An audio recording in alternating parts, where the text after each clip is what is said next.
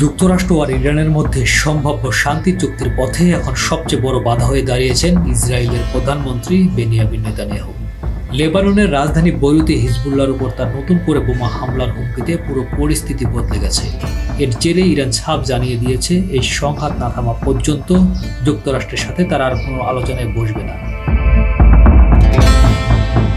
এই উত্তেজনার প্রভাব পড়েছে ডোনাল্ড ট্রাম্প এবং নেতানিয়াহুর দীর্ঘদিনের মিত্রতার ওপরও। যুদ্ধ চলবে নাকি যুদ্ধবিরতি হবে, এ নিয়ে সম্প্রতি দুই নেতার মধ্যে চরম ভুল বোঝাবুঝি তৈরি হয়েছে।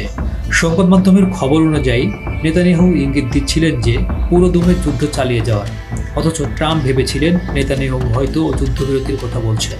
বিশ্লেষকদের মতে এর মূল কারণ তার নিজ দেশের চরম রাজনৈতিক সংকট। ইসরায়েলের পার্লামেন্ট ভেঙে দেয় দেশটিতে সামনে আগাম নির্বাচন। যুদ্ধ দীর্ঘায়িত হওয়ায় সাধারণ মানুষের কাছে তার জনপ্রিয়তা এখন তলানিতে।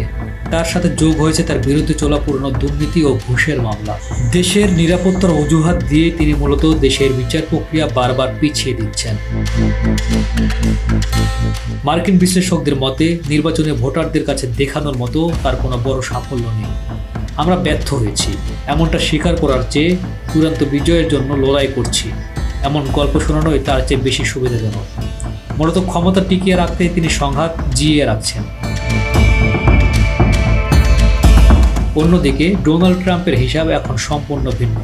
সামনে যুক্তরাষ্ট্রের নির্বাচন, তাই মধ্যপ্রাচ্যের এই দীর্ঘমেয়াদী যুদ্ধের চেয়ে নিজের দেশের অর্থনীতি সামলানো এবং জ্বালানি তেলের ঊর্ধ্বমুখী দাম নিয়ন্ত্রণ করাই এখন ট্রাম্প প্রশাসনের প্রধান লক্ষ্য।